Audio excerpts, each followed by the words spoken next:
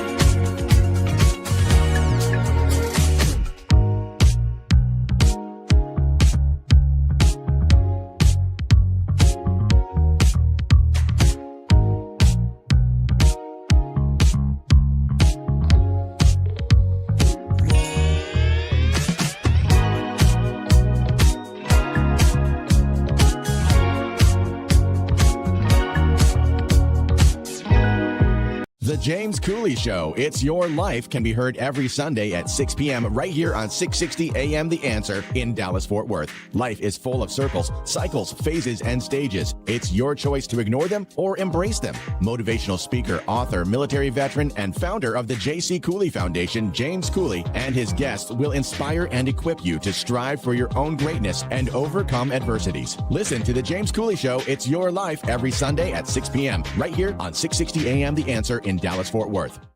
The James Cooley Show, It's Your Life, can be heard every Sunday at 9 p.m. right here on The Answer San Diego. Life is full of circles, cycles, phases, and stages. It's your choice to ignore or embrace them. Motivational speaker, author, military veteran, and founder of the JC Cooley Foundation, James Cooley, and his guest will inspire and equip you to strive for your own greatness and overcome adversities. Listen to The James Cooley Show, It's Your Life, every Sunday at 9 p.m. right here on The Answer San Diego.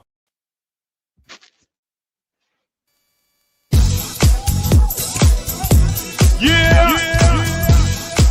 Dr. JC Cooley. The James Cooley Show. It's your life. Yeah.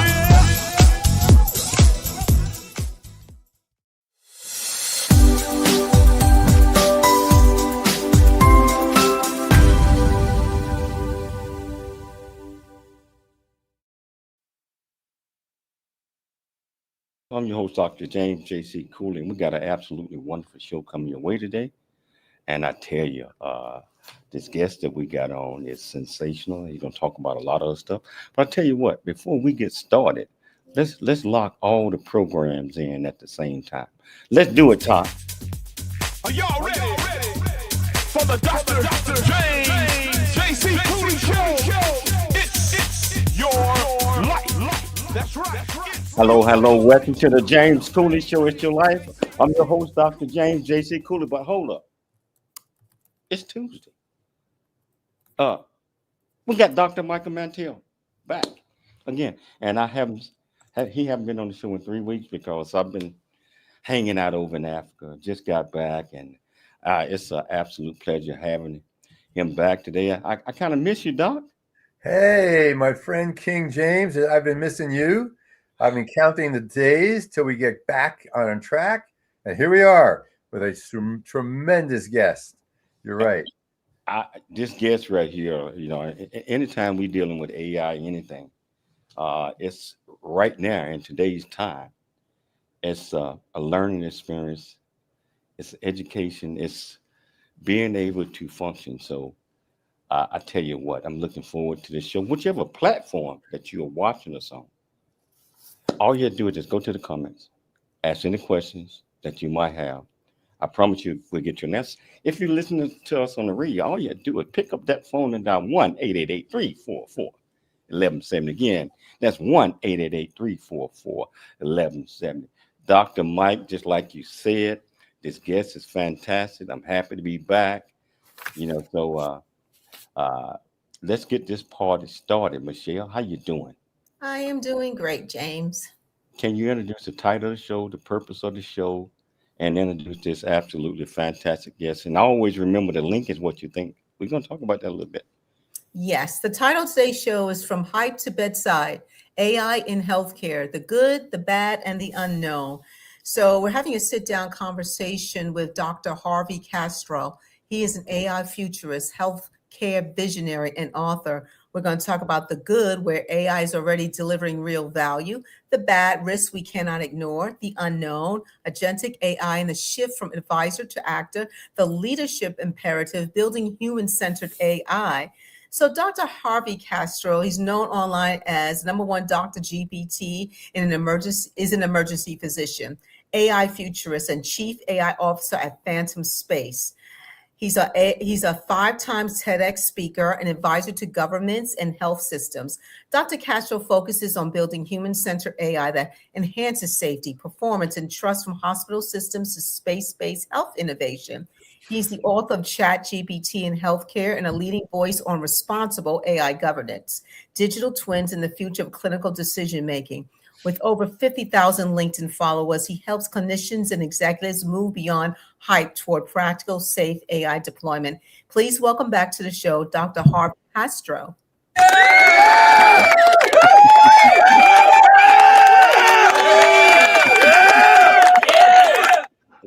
Welcome back to the show, Doc. Welcome back. Awesome being here, guys. Love seeing you guys again. How you guys doing? Doing terrific. You know Awesome. what, JC, we can't welcome Dr. Castro back. He doesn't know what back means. He only knows about the future. Welcome to the future, Dr. Castro. Love it. Love it. It's an absolute pleasure having you back on the today's show. But for our viewers that did not see you the last time you was on, it's been a while. Can you tell them a little bit more about you? Where you grew up, what made you click, and why you're so passionate about what you do? Yeah, that's a good question. Well, first of all, thank you again, guys, for having me. I come from a small place called New York City. I jokingly say that. I think it gave me the grit of who I am today. I'm going to call it a blessing that I didn't grow up with a lot of luxuries. I grew up very indigent, very poor. I honestly at times didn't know if we were going to have meals sometimes for that next day. And I say that proudly because that grit showed me the other side of healthcare, the other ways of living, and it really blessed me to think, how can I help humanity? What can I do today to make sure that people don't suffer regardless if you have money or not? And that passion has pushed me every day for something. And the skinny is when the first iPhone came out, I literally was the first person that came up with this thing called IV meds that you tap the phone 3 times, gave you the dose. Fast forward, I said, can we use technology to help mankind? And obviously with ChatGPT in the year 22, I wrote this thing called ChatGPT in Healthcare, and that literally took off. Amazing. Amazing. What a great story. From a person growing up in New York, worried about the next meal, to someone with an MD, an MBA, and the chief AI officer, 20 plus books. I don't even know where to begin. Really, we should bow down. Too kind. So to Dr. Castro, you put out something just today that I urge all of our listeners who are interested to go online, click on it, and look at your paper on this. But you quote a statistic that I want to start with. You say that 5 to 12% of all AI healthcare tools are validated through prospective randomized controlled trials. 5 to 12%. Viewers, listeners, would you trust going to a doctor that only has 5 to 12% of what he or she is talking about validated? Yet, look at how AI has taken over. What do you think about this? That's a tough one, right? And that's why I put that stat out. My favorite phrase is, we don't know what we don't know. And if we can study it and learn it, we start trusting it. And if we're transparent with AI, we're able to trust it. But if we are hidden things and not knowing that you're being using AI and I'm your doctor, then you're like, there's that distrust. And so I wanted to bring to light, hey, here's some tools that we're using, but it hasn't been studied in a way, or it hasn't been our traditional way of being studied. Now, is there some truth? Are they working? Probably. But this technology is changing so quickly. Do we have time to do it? Are we adapting quicker? Or does the C-suite hospital even know what they're approving or not? It's quite interesting. And I just wanted to bring that to light so people can kind of sit down and think about these things a little bit deeper before they trust 100%. Oh, you also reported that only 16% of healthcare systems have formal governance frameworks for AI. That's a little concerning too, isn't it? Very, very, because if the foundation is not done correct, and say that governance is not there, just to give you a quick example, if the AI has biased information and I, the user, the doctor, is using it and don't realize that information is biased, then if you think about it, I'm making it worse because I'm actually saying things that are in the algorithm that are biased and not knowing I'm perpetuating that same bias. And so Now, having that governance system assures that that data is correct, or that we have the right infrastructure in place. are more and more doctors using AI? I know a lot of my friends who are physicians are hesitant to admit that they use AI. Somehow they're omitting something that I'm not. But as soon as you say, "Hey, were you aware that this medication is also being used for this now?" "Oh, no, I thought the other medication." I'll have to look it up. I'm not sure. They're recognizing that AI is a step ahead. So where is AI being used today in healthcare to help doctors as opposed to put doctors, in a one behind position? Yeah, good question. Big picture, if I'm talking to you and I'm spending time with you, but my computer is on the other side of the room and I'm not even looking at you, I'm typing, what is that really good medicine? If you think about it, 20% is what I say to you, but what about your body language? I'm picking up on those nonverbal cues. So this comes where we're using AI ambient listening to make sure that everything that we're saying is being transcribed, so that now I don't have to worry about the typewriter, the computer's over here. I can actually look at you. And one of the simple things is, when you talk to your doctor, I'm sure sometimes the doctor will repeat the question because something in your body language, maybe your tone, something he or she is paying attention, notice that, wait a second, that didn't sound right. Let me make sure he didn't change the numbers on me so I can get the best data. And that's a good example how we're leveraging AI to help with that. What do you think the great misconceptions that many physicians and healthcare leaders today have about AI and its place in healthcare? What's interesting? I recently gave a talk to the Texas Medical Association, and about three years ago, we would see that 1 out of 3 physicians were using it. Now 2 out of 3 are using it. So we are seeing an increase.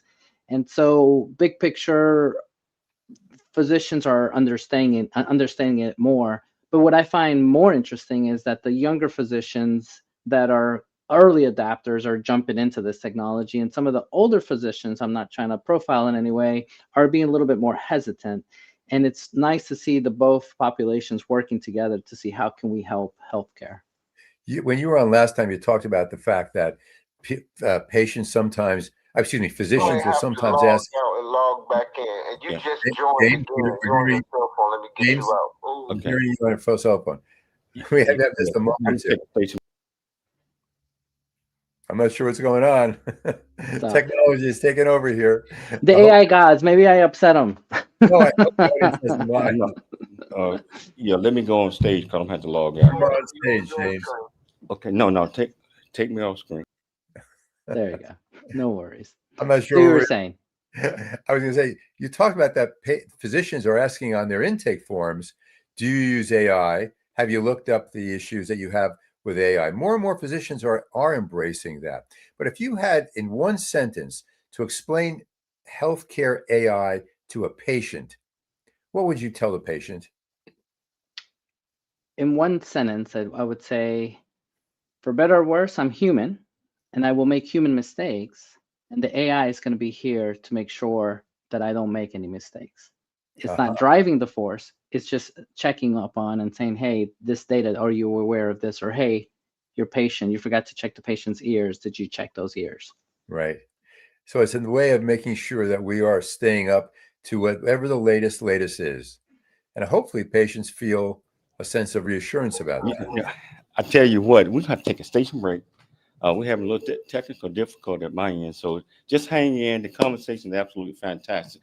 If you want to be part of this great discussion, all you have to do is whichever platform you're watching us on, go to that platform, ask any question that you might have. I promise you we'll get you an answer. Or just pick up the phone and dial 1-888-344-1178. It's your life. We'll see you shortly after the break. JC Cooley, it's your life show.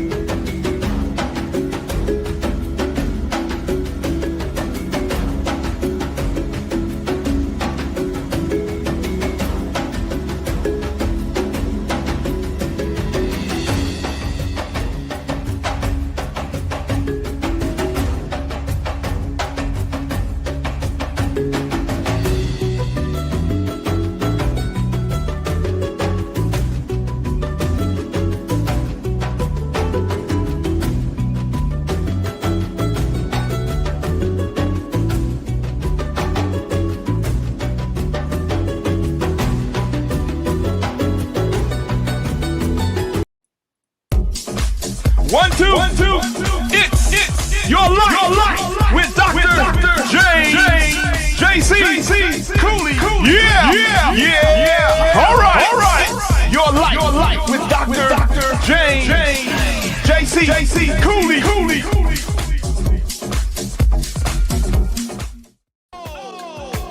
It's your life with Dr. JC Cooley. Well, welcome back to the James Cooley Show. It's your life. And I tell you, this great discussion, we just got started, Dr. Mike and Dr. Harvey Castro. We just got started.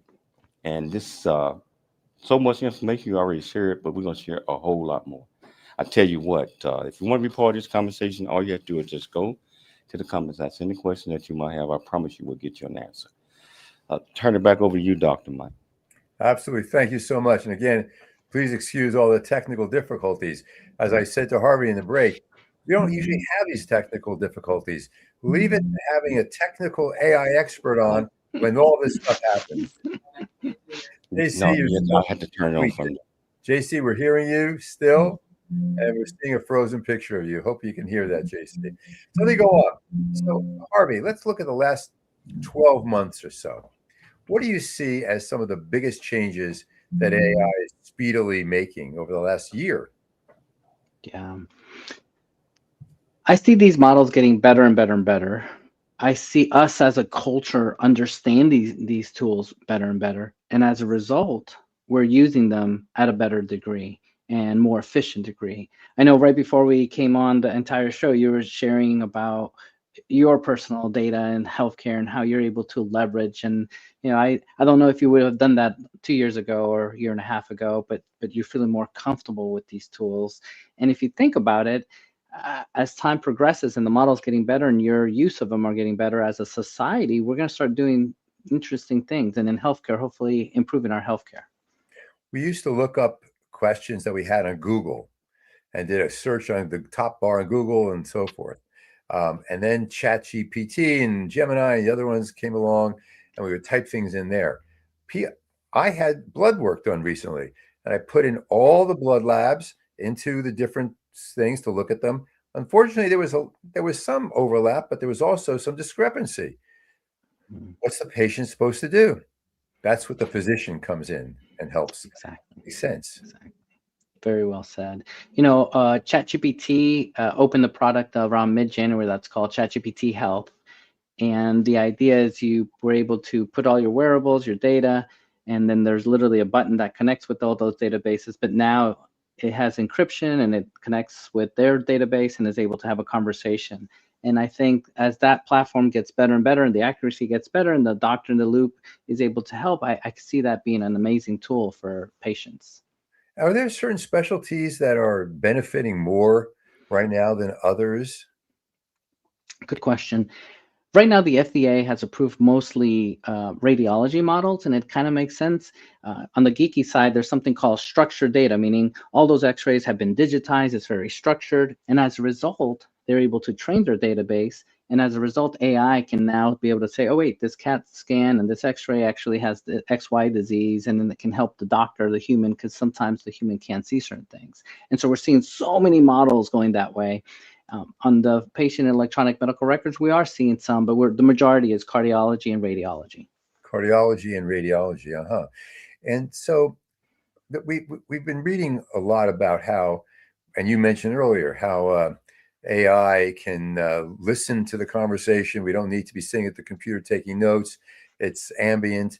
How does that help physician burnout that we read so much about? And how does that help the physician cognitive workload? Yeah. So two things. Number one, I used to own emergency rooms and I used to have older physicians, and it would break my heart because after a shift, they literally would stay after their shift. And sometimes they would show up on their day off just to finish the documentation. And some of them, unfortunately, when they would type, they literally would type with 2 fingers. And I'm thinking, oh my gosh, we need to do something for you, buddy. Like, let's get you a scribe or somebody, because this cannot happen. And it would make me sad because yes, they're going to be burnt out because they're spending their day off at work, and then they're taking work home, or they would stay late on the computers just typing away. And I thought, okay, this is a formula for disaster for my patients, for my doctors. And then if the doctor's burnt out, I can't imagine what if they're going to be 100% for their patient. And so there's like ripple effects because of it. So, but with AI, if it's able to transcribe everything, then that takes a load. And then your second point about the brain, you're right. There's something called neuroplasticity. Think of your brain kind of like muscles. The more you use it, the more you be able to do it. But if you can offload some of that repetition stuff and let the AI do it, and then instead let me have more time with you, now I'm actually working on, if you think about it, my skills should be better because now I'm actually spending time with you. I'm actually noticing your eyes, your voice. I'm actually, hopefully my emotional intelligence is better. And I'm actually giving you better care than me stowed away on a computer. I just had a consult, and you have to sign a waiver that you're allowing them to tape everything. And then afterwards, we're talking with the doctor, and he's talking about a trip he's taking. And it was a lovely conversation. I got the full report afterwards, and it omitted all the personal stuff. It just automatically completely left that out. I thought that was magnificent. What a step forward. That the physician can talk and I can talk personal, but that's not in the record. What's in the record is the medical part. Now, speaking of that, when we think about AI, what clinical decisions can we trust AI most with? Diagnostics, predictions, workflow, documentation, treatment plans, medications. What do you think? From your perspective, what do you rely on it most for? That's a tough one for me. I personally think the following. As an ER doctor, I am seeing more patients at the end of the day that are unfortunately on their deathbed, or I'm diagnosing them with cancer. So what I feel hope, and I'm noticing that it's changing, is that's called reactive medicine. I am seeing a shift towards proactive medicine, meaning these wearables, your labs, we're getting information ahead of time. And just to plant the seed, some of these conversations can tell the AI can say, hey, he's about to have Parkinson's in 5 years. Hey, he's going to have a heart attack in 3 years. And so what does that do? It gives me, the physician, time to say, hey, buddy, we need to work on your blood work. We need to take your medicine. We need to change your lifestyle. I need you to sleep. And then now I have 2-3 years to hopefully prevent that from happening. And that's given me a lot of hope, is basically that predictive analytics. Mm-hmm. So AI can help in terms of preventive medicine, not just treatment. Correct. Yeah. So from your perspective, and I wanted to talk a little bit about that sign behind you, Phantom Space Corporation. But from your perspective, what's the most exciting near-term breakthroughs that clinicians can prepare for? You know, what's amazing to me is, I'll give you a pharmaceutical example. To do any medication, it costs about $2 billion to get it to market by the time you research it, get it approved, test it, whatnot. Because of AI, we're able to drop that price down to 200 million. And you're like, Harvey, that's still a lot of money. It is. But I want you to think of this. If there's only, let's pretend, 1,000 people with a disease, and it costs $2 billion to make, is the pharmacy company going to do it? But if they bring it down to 200 million people, will the pharmaceutical company make that drug? The answer is maybe. And now we have a medication for just a few people. Extrapolate that out. If we're able to bring the cost down of medicine, and we can bring it down, then I really think we're not far from our personalized medicine, where I can say, hey, Michael, here's a pill. And I've already tested this on your digital image of you, and this particular pill will work best for you. And I actually printed it myself and made it especially for you. And I really think we'll be at that point, close. I would love to hear a physician say that. That'd be amazing. And that follows up on what can a practicing physician today start doing to stay current and bring AI into his or her practice? Is it something to say to a patient, let's just check out and see what AI has to say about this with the patient? What else do you think a practicing physician can do to start staying current? Yeah, good question. You know, at the end of the day, we don't know what we don't know, right? So I am encouraging doctors to go to like the American Academy of Board Physicians, where we're learning artificial intelligence, the good, the bad, the ugly. Biasly, I'm going to say follow people like me, because I'm constantly saying, oh, this model just came out. Here's how we could do it in medicine. It's like riding a bike, right? When we started riding a bike, we were holding those hard, the handles hard, and we were freaking out that we were going to fall. And then after a while, you're like, man, I don't have to hold these handlebars. I can drive this thing on my own. Same thing with AI. You got to start somewhere, and you got to know where to look.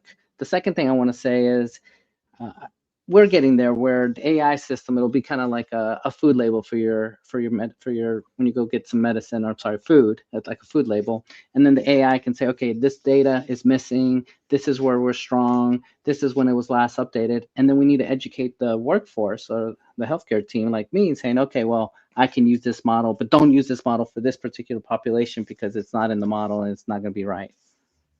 We have just a minute left. When we come back, I want to talk about Phantom Space Corporation, because I don't know any physician on this planet or any other planet that is doing what you're doing and bringing AI. It is just beyond belief. So we're going to take a station break. I'm not sure if JC is able to bring. Oh, there he is. Okay, there he is. We're going to take a station break, but this is so extraordinary of a conversation. I tell you, we got 2 more seconds. If you want to be part of this great conversation, all you have to do is just go to the platform and broadcast on. Ask any questions that you have. Now, pick up the phone and dial 1-888-344. Yeah, that's 1-888-344-7529. 1170. It's your life. And we'll see you shortly after the break. I don't know what happened. We're having so many problems today. Oh my goodness. I don't know, but we good. We good. We good. It was difficult to hear you before. The future is here. Now is the time to pursue the greatness in you. Welcome to Viridian Christian University, where faith meets future. We are a fully accredited, 100% online Christian university. We offer bachelor's degree, master's and doctorate degree programs, built for students like you. Affordable tuitions, 30+ degree programs, 100% online and flexible. Integrating faith with learning. Study from anywhere at your pace. At VCU, we do not just prepare you for a degree. We prepare you for purpose. Discover who you are. Grow in faith. And build a future that impacts the world. Are you ready to start your journey today? Visit www.viridianchristianuniversity.com. Apply today and be among the global leaders. I am Dr. Renee Toppin, founder of Black Women Who Want More. Women across the globe who are a part of Black Women Who Want More are proud fans of It's Your Life with Dr. James JC Cooley. We are also passionate supporters of the JC Cooley Foundation Options and Opportunities, the Choice Program. We are whole women committed to experiencing more in life by first becoming more within ourselves. Are you ready to activate your purpose, fully healed, whole, and divinely aligned with your God-given assignment? At Black Women Who Want More Online Christian Academy, you will receive the tools to activate your voice, elevate your confidence, and eliminate doubt.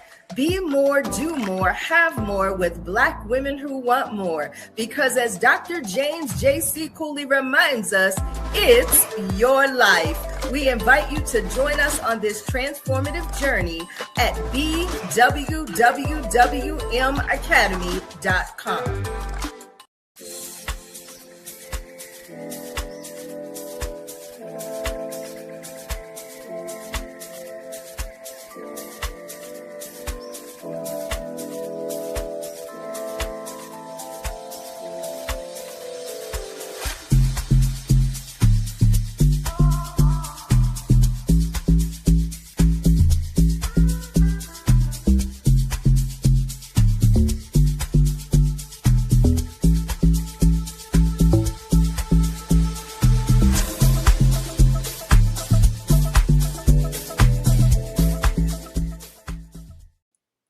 Are y'all ready?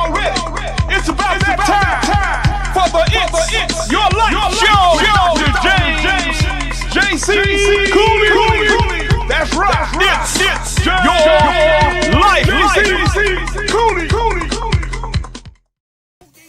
Oh, it's your life with Dr. James JC Cooley. Hello, welcome back to the James Cooley Show. It's your life, and we have a great discussion with Dr. Castro. I call him Dr. Harvey, but we're having a great discussion here, and I tell you what, you can be part of this conversation if you like. We're back, got the computer fixed, so it's time to rock and roll. I was a little nervous, Dr. Mike, a few minutes ago, but I think we're where we want to be. We got hope. Yeah, so I want to start off with the first question. I know you probably already asked it because I was all over the place. Are clinicians becoming overly reliant on AI systems, and what does automation competency look like in practice? Yeah, good.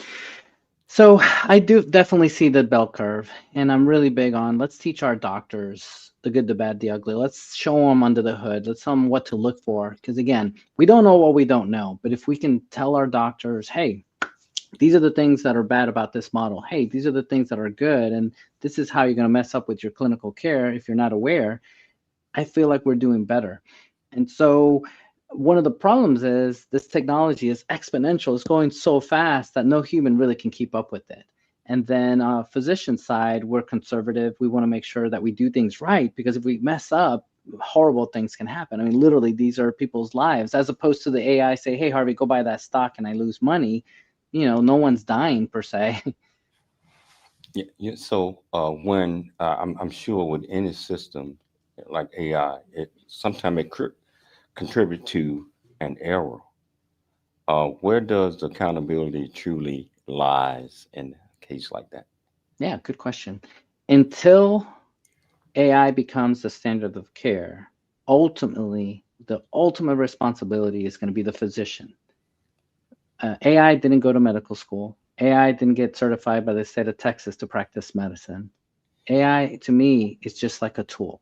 Just like I use a stethoscope to listen to your heart, or I order a CAT scan or blood work and I know, oh, this is wrong. Same thing with AI. I have to be able to be discerning and say, okay, this AI output totally wrong. No, this one, I'm not sure. Let me look it up. And being able to know the ecosystem. Speaking of knowing ecosystems, you're the Phantom Space Chief AI Officer. Tell us about that system and how a physician with an MD and MBA has found himself moving into space. Yeah, I feel so honored and blessed. Phantom Space is the number 2 and 4 to Elon Musk for SpaceX. Basically, these guys created the rockets, the satellites, and they went on their own and have their own company. What they do is they have the launching pads, they're developing the rockets, they're about a year and a half away. Then they have the satellites that they're already selling. And then about 2 years ago, they got a patent for this thing called data centers in outer space. Big picture, I'm coming on board to show them how can we leverage AI to help us, but more importantly, I am also helping create the ecosystem of, think of it this way, if we have a data center in space and we're all on satellites that we can take care of people all over the planet 24/7, then my job is to come in and say what applications are in space that we can leverage for healthcare for the entire planet. So think of someone in the ocean or someone in the mountaintop that maybe there's no cell phone reception, and then being able to create some healthcare products that will help them in their healthcare. That's unbelievable. I mean, it truly is. I mean, think about this. Think about where this is going. Given that, where is AI being overhyped? Where is it being oversold in terms of healthcare? Oh, that's a tough one too. I'm biased and I think we have a lot of potential. And I'm probably one of those that are pushing the envelope saying, oh man, like for example, my voice, you can see if I'm a diabetic or not, just with my voice. You can literally take my blood pressure just with this conversation, just my voice. Do that now? Yes, you can do that now. Yes. And Now, are physicians using that? well, here it is. I'm overhyping it, but the FDA hasn't approved it. And so once the FDA approves it and we're able to put it into these algorithms and create, now we're increasing healthcare. And so in my heart, I'm thinking we're not far. And I see other countries, I'm an advisor for the country of Singapore, really pushing the envelope with AI in healthcare and really integrating it. I'll give you a quick example.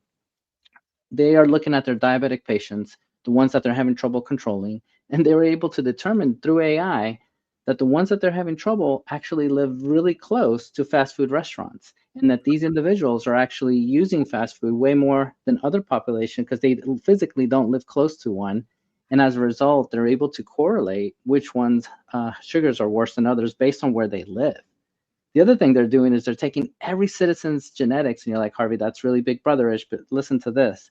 They take their genetics and they know some individuals have this disease called hypercholesterolemia. Just think of it this way. In their 20s, they have a heart attack.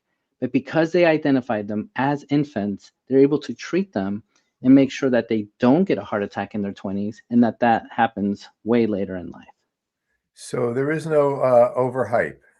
It sounds like it can all be done well. But are there dangerous ways that AI could be misused clinically? Yeah, unfortunately, there's some studies and things have happened. Unfortunately, for example, there's classic cases where unfortunately a bot talked to someone that had depression, and that person took their life because they were talking to the bot, and the bot didn't know how to respond and basically didn't call for help, didn't call a human saying, wait, this is not in your capacity. A human needs to step in. There's been other cases where the AI biasly was not identifying African Americans with kidney disease, and as a result, they weren't able to get treatment, and the AI actually delayed their treatment and made it worse for this particular population.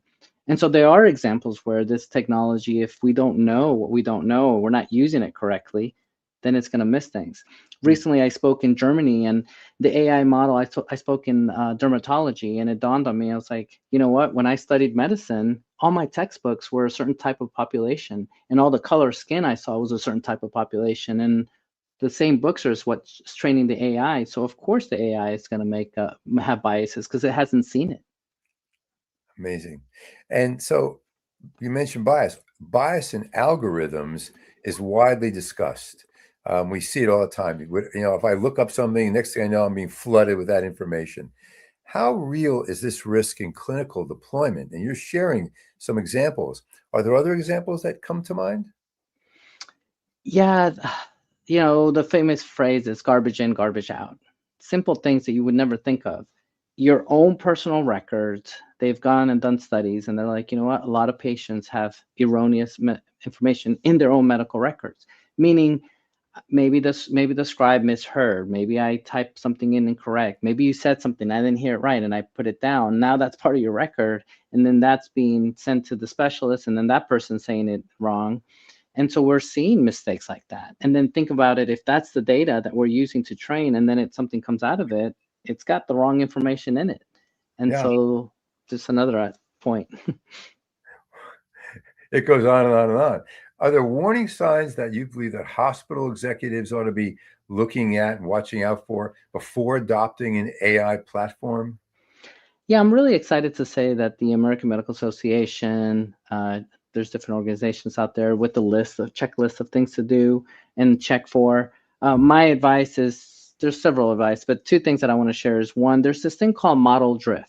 Today, you and I are using an AI. It looks good. I'm putting thumbs up, thumbs down.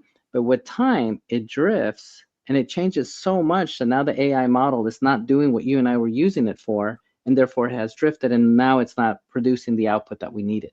And so a lot of hospital systems are not keeping up with this, and they need to know that that exists and ask the vendor, are you going to keep checking on this model, or do I need to hire someone to make sure that happens? And if it happens, how do I correct it? The second thing is, I really think it's a community effort. We need the patients, we need the doctors, we need the front desk, but everybody has to be in that ecosystem so that we can make this correctly. My favorite phrase is, let's work backwards. Let's look at the patient. What are the problems? How can we fix it? And then let's create those algorithms to make sure we get that output that we're looking for. So I have a couple of practical questions. Number one, I'm sure people listening and watching are wondering, what platforms in AI for healthcare information does Dr. Castro use himself? Which ones can you suggest that we use? Yeah, and we've been having a break, but I don't know if you have time for Dr. Castro. He can answer. Oh, yeah. The quick is this: have the human in the loop.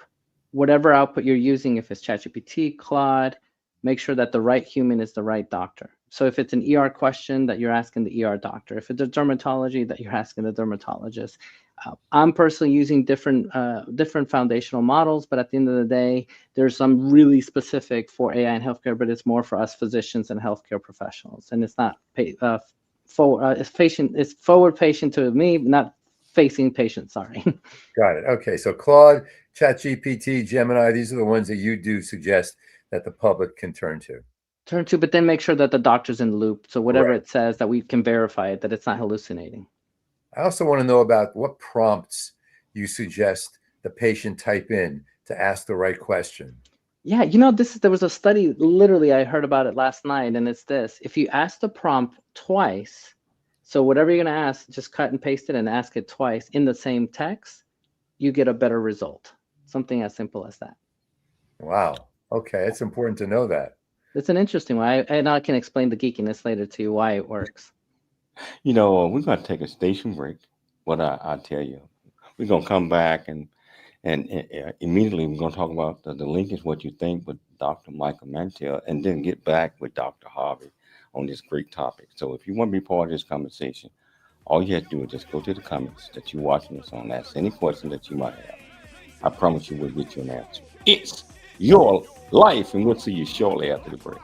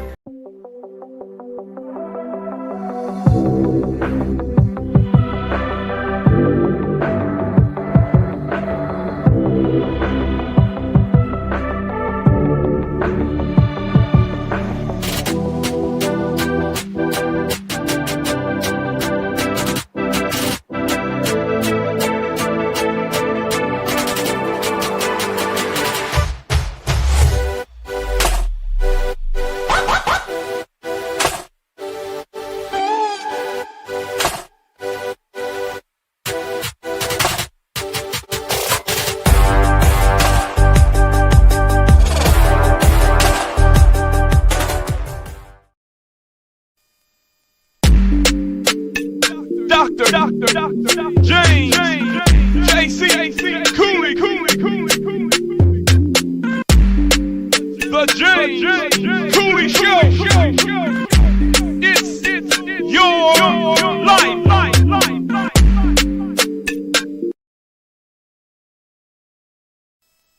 Ain't that one party, y'all? Ain't that one party, y'all? James Cooley Show. It's your life. Dr. James JC Cooley.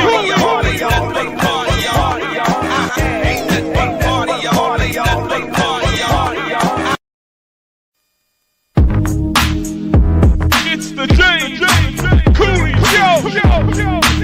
It's your life. Dr. James JC Cooley. Yeah. Come on.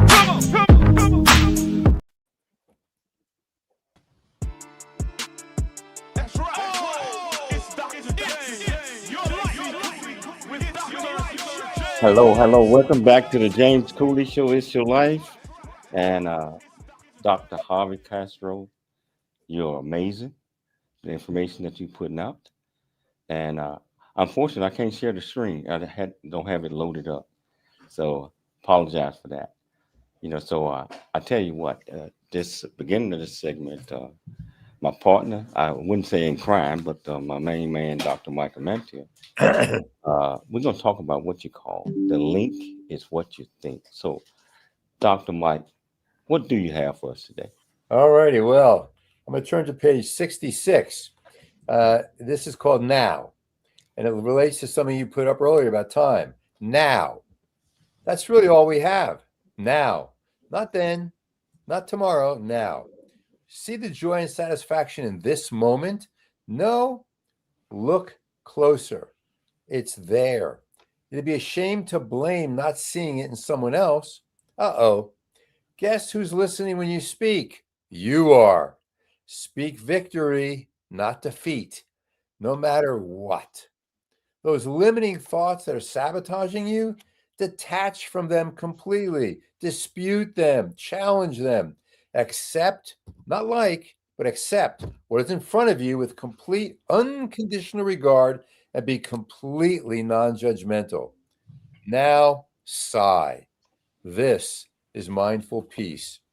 I wrote the original Don't Sweat the Small Stuff in 1988 to help you live better and disturb yourself less. Remember, the real link is what you think. If today's 5 points sparked even one new way for you to live better, then mission accomplished. Until next time, I want you to stay curious, stay kind, and don't sweat the small stuff.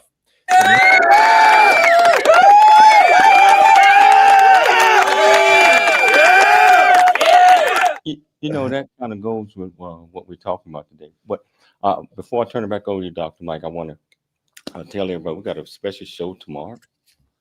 We got Dr. Renee Toppins going to be interviewing the king in full dress garment, full dress king garment.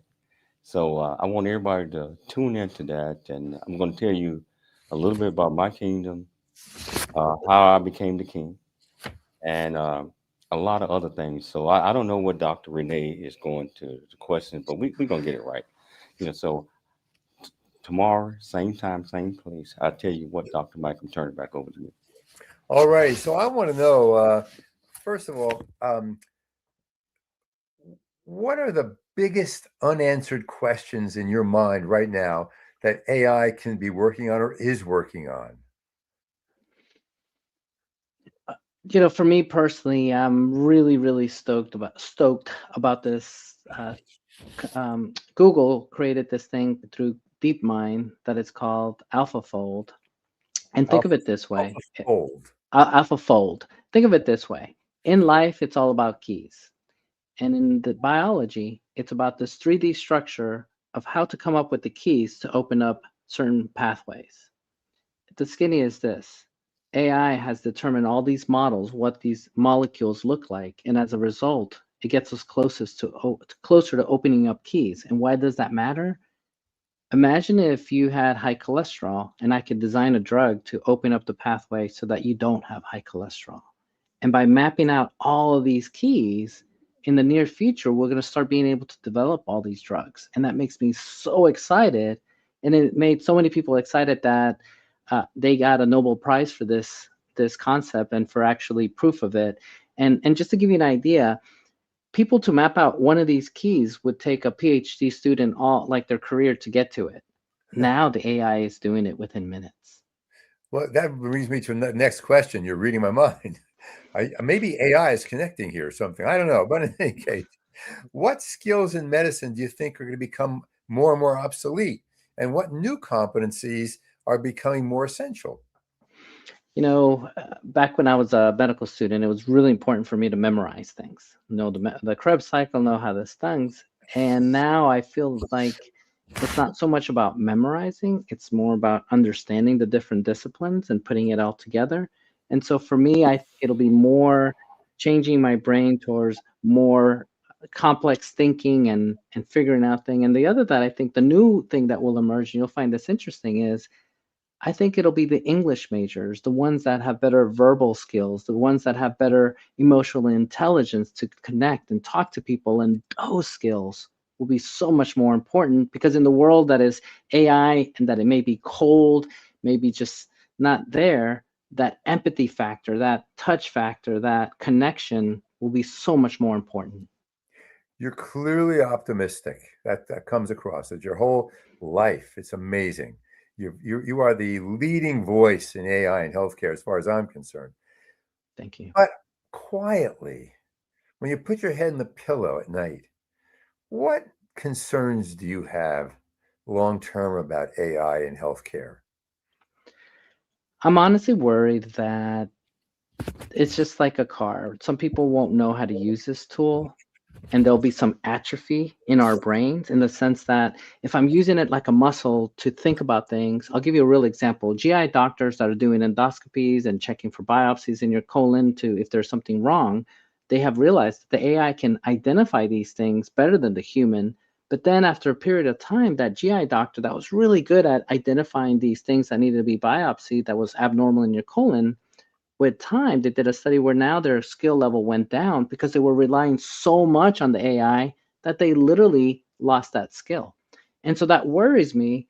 What happens when we lose electricity? What happens when you tell a child there's no Wi-Fi? You know, what happens to a doctor? And I worry that what if we start losing the skill? And I'm an older doctor. I have a lot of neuroplasticity and years of experience. And I feel like if you took AI away, I could still do it. But what about the next generation? What about the doctors that haven't had time to create that neuroplasticity, work out those muscles? What will the future hold for those doctors? And that actually keeps me up at night. And that leads me to my last question, which is guaranteed you're going to say, I was reading his mind. What one piece of guidance, Dr. Castro, do you have to healthcare professionals feeling a bit anxious about AI? What do you tell them? You know, at the end of the day, we fear what we don't know. So I tell them, learn this information. It's not going away.